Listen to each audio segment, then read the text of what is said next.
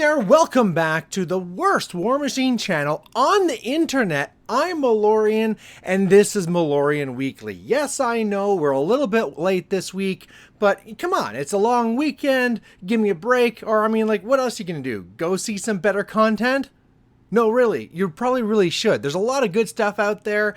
Big Top Gaming, they're making amazing stuff. Retaliatory Strike is now working with Big Top Gaming to up their videos as well. And then you got stuff like Servant of Nero, you got blogs from like The Lock God, you got Twitch stuff coming from In Morrow's Name. Now look, I know 2020 is a little bit of a write-off, but let's all disagree in 2021, I want you guys to raise up the bar and see some better stuff. Alright, that all being said, what are we talking about here today? Well, what we're going to be talking about today is nothing dramatic, just the death of Warmachine.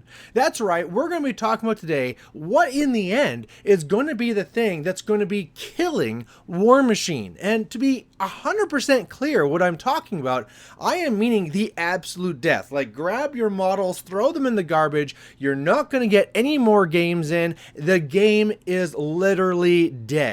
So what's going to get us there, and why that's important to talk about is, of course, understanding what it is and what to look out for. But then once we also know what is going to be causing this, well, we can all work together to try and avoid it as much as possible. So I think the way I want to start this, though, is not really with an honorable mention. I want to start this video talking about a dishonorable mention, because this is something that when you talk about what's killing Warmachine, or this already killed Warmachine, it's something that is completely unrelated and is actually just complete garbage. And what that is significant rule changes in, well, the rules. So whether it's something where like, oh, we moved to Mark III, it's the release of Archons, it's the release of this faction or that faction, people come out and they're like, well, that's it, they killed the game, it's done. And they might even talk about how, like, in their area, they used to have a play group of X people, and now it's down to just Y people, and now the game's dead. Well, there's a couple real problems with this argument and way of thinking. First one to understand is that whatever you see in your little blinders is not the entire world. There's a lot more going on than that's just what happens in like you and your basement in your store. I mean, even in just like the city that you live in or town or whatever it is, you know, just because you think that you and your buddies are unhappy about something doesn't mean that the people playing at the other store or the people you didn't even know playing at the other house, you know, they still really like this game and they keep on playing it.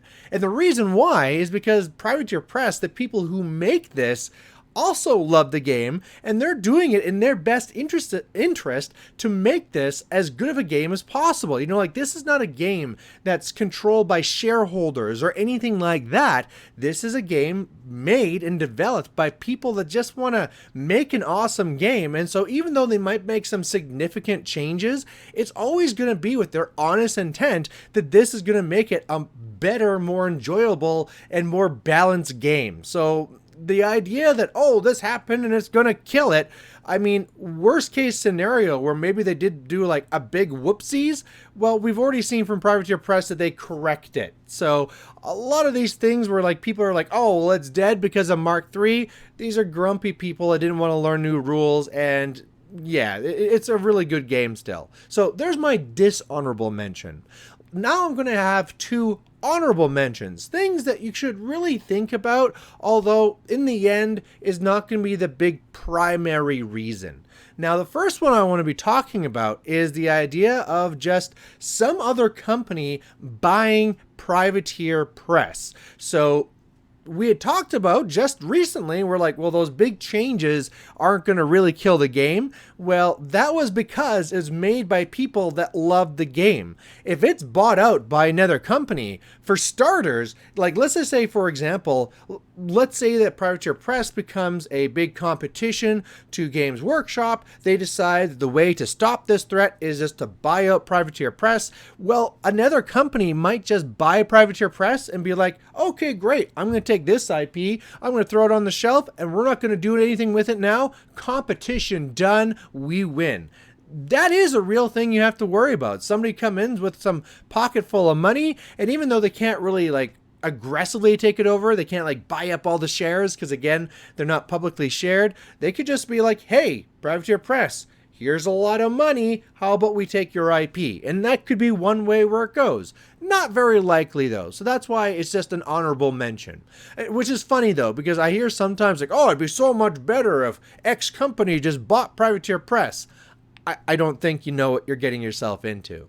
The other one that's kind of semi-linked with that as well is Privateer Press shutting their doors just because its main people move on. One of the things that you need to always keep in mind is that these people over there that love the game and doing this as a passion, they have lives and they're getting older, and you know, they're gonna get married, they're gonna get houses, they're gonna have kids, and as their life changes and matures, their focus is going to be changing as well. You know, there's been some big names from Privateer Press that left, and in some cases, it has nothing to do with I'm unhappy with Warmachine or whatever.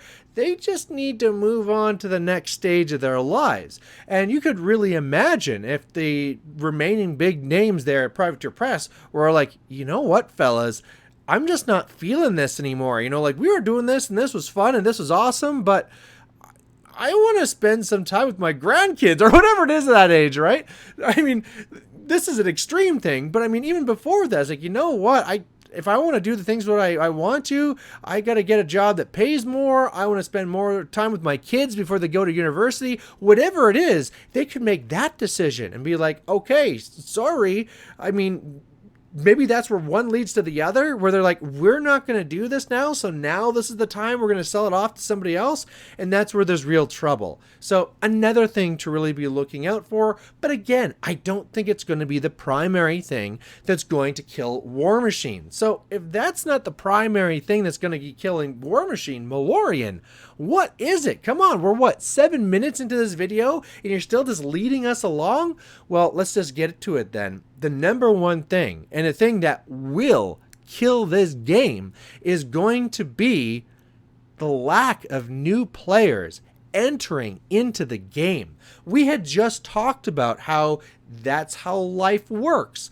People get into the game, people leave the game. It's just part of the thing where, like, before, you probably spent a lot of time playing tag. You don't play a lot of tag anymore. And it's not like tag dies. It's just younger kids start playing tag rather than you as you move on to other things. And that's another reason why those people are like, grumble, grumble, Mark III, game's dead. They don't realize the newer generation coming into the game. However, what happens if that newer generation doesn't come in? A video that I did recently were about my 5 most frustrating things about Warmachine, and they were really all things that were frustrating me because the parts of this game that were making it hard to get new players into this, whether it was the complex rules, how there wasn't a starter set, how, you know, it's expensive, all these different things, the feel bads of gotchas and stuff like that. All these things are making it very difficult and harder to be getting new players into Warmachine. And if we get into this spot where we turn off the tap and there's no new blood coming into the game, and yet on the other side, we're slowly losing people either to, you know, again, just moving on so that they're just not playing games anymore. They do a different game. Maybe they just die because they're that old. Like, who knows? Whatever it is, that's going to dry up and get smaller. And then at some point, when is it really an active game? You look at some of these other games and sure, like, they're not dead because there's 4 people that played in a basement somewhere, but globally, it's dead. And so that's one of the things where that might actually turn into one of our like honorable mentions come in. You know, if we just kill it so that there is just no new players coming in, and so the player base dries up, at some point it just isn't feasible for the people who love this game at Privateer Press to keep doing it, and then that's where they either just shut their doors or maybe try and sell off to somebody else. So with that in mind, what do we have to do? Is it too late? Is there anything we can do? Well, absolutely there's something we can do.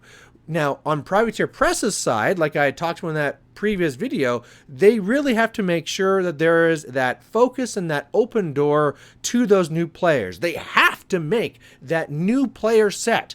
The little tiny battle box where it's like a caster and 2 jacks, that's not what I'm talking about. You need stuff like what your competitors are doing, where like every year or every 2 years, it's a new starter set that comes out, 2-player, cheap models, whatever, good to go. That's the type of thing that needs to be out there and getting people excited and into the game. And then meanwhile, we can't just put all the blame onto Privateer Press. We have to be doing this stuff too. When you see new players in your area, you have to work with them. You have to encourage them. If you walk into the store and you see your best buddy there and some tiny scrawny kid with some models thrown into a shoebox, you go to that kid with the shoebox and you say, "Hey, how's it going, bud? Are you looking for a game? Fantastic. Let's get into it right now. I'll show you the ropes." Because even though it feels better to go over to your buddy and talk about old times and all those things, that's the future of your game on the other side. And so you have to really encourage that. You also have to encourage that not just through trying to support these new players that you see, but by encouraging formats and ways of playing the game that are going to be bringing them in. So that's why, like right now, I think Warmachine, everybody out there, go out there and support this, because Warmachine is what this game needs to bring new players in. That smaller point size, the idea where it's the best 2 out of 3, so you're not just sitting around after the first gotcha loss, and then the idea of specialists, so you can then make those adjustments right away from game to game. This is fantastic. It is, even if it wasn't intended that way by the people there at Line of Sight, it is perfectly built for new players, and so we really need to support it. And if you're someone who's like, Warmachine, it's not supported, it's not for me, fine, whatever, move down and do some 25-point games, some 35-point games, whatever it is, to make it easier for new players to come in. And then when these things come in, you and your buddies that are now experts at the games, don't go there squashing the new players. Go in there and, teach them how to play the game. Don't do like a Sloan top of 2 and laugh and, just like walk away, because then those people are just going to walk away and they're not going to play. Come in and play those people with your kitty gloves on, teach them. You're going to be surprised to see how quickly, if you're a good teacher, how quickly they learn the game and get good. And then all of a sudden you're like tearing off those kitty gloves because they're very quickly caught up and now they're your new competition. Remember, at some point you were a new player and you learned and are at the spot where you are now because somebody else took the time to teach you and make you a better player. So there you go. That's what is out there. I mean, we can see it. It's the guaranteed thing that's going to happen in the end. It's not going to be because like, oh, they're going to drop Mach 4 and it's going to be garbage. No, the death of this game is going to be because that tap turns off and we stop seeing new players. And so the more that Privateer Press and ourselves work together to slow that down or just make sure it goes the other way, we're just like getting so many new players, it's crazy. That'd be fantastic. The more that we support that, the longer this game's going to be going on. So there you go. Thanks for watching. If you have any comments and thoughts on this, please post it down below. But otherwise, we'll catch you later. Bye.